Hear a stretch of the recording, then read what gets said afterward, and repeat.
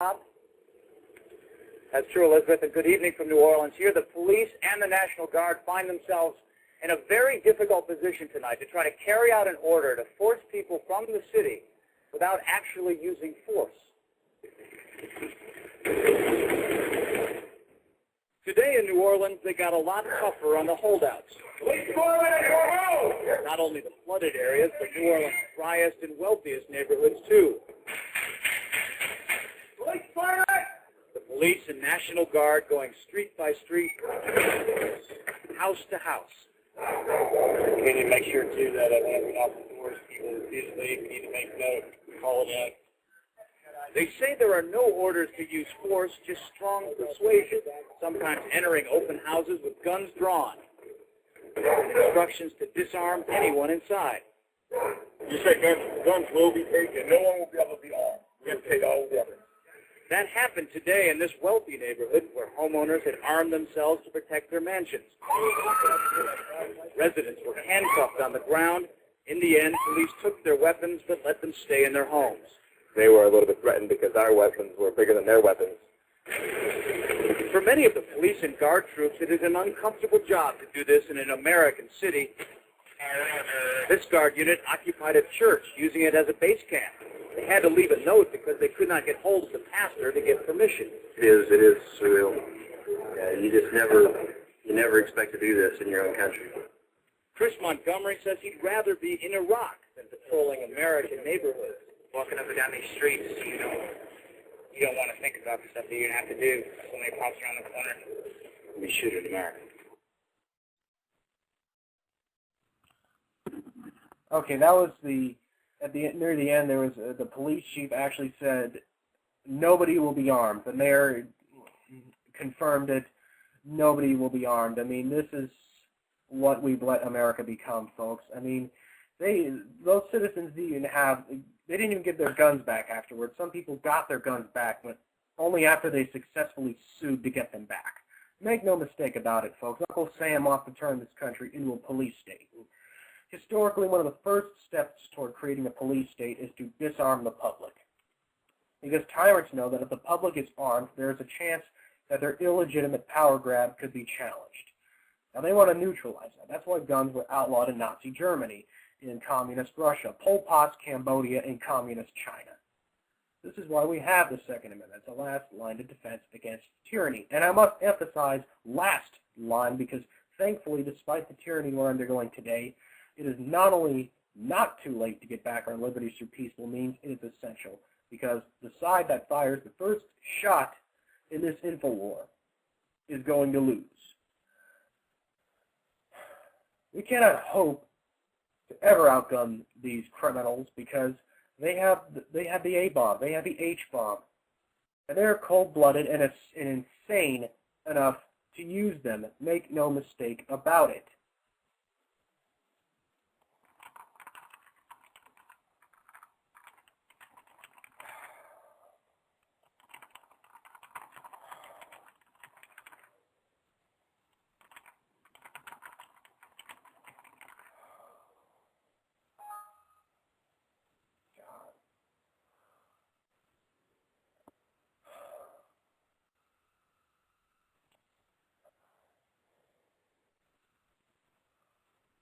I mean, they even had mercenaries take over Hardin, Montana.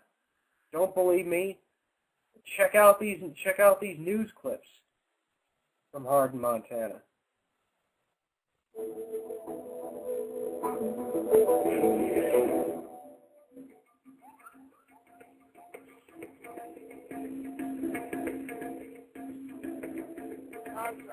The American Police Force showed up in Hardin yesterday, driving vehicles with Hardin Police written on them.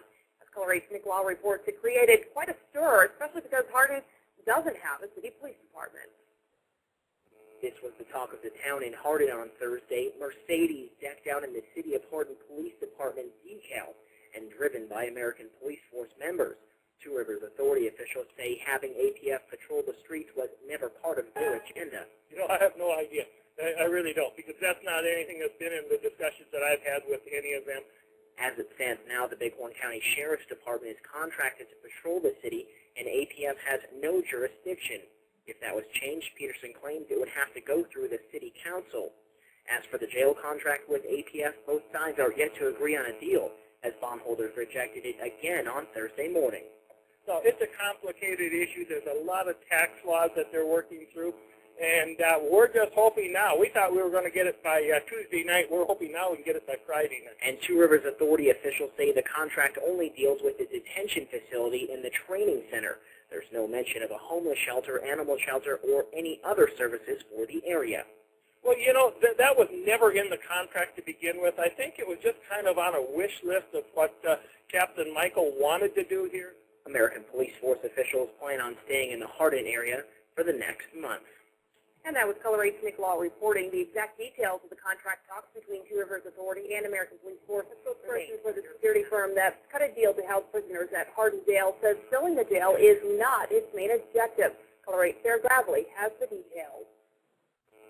The jail in Hardin has been empty for about 2 years, but on September 4th, officials with the Two Rivers Authority Economic Development Agency signed a contract with a private police firm called the American Police Force. The contract will fill the jail. I think it's a great situation. I have found these people to be absolutely wonderful community partners. The company's website states the U.S. government is their biggest client, but an Associated Press search of 2 comprehensive federal government contractor databases turns up no record of American Police Force.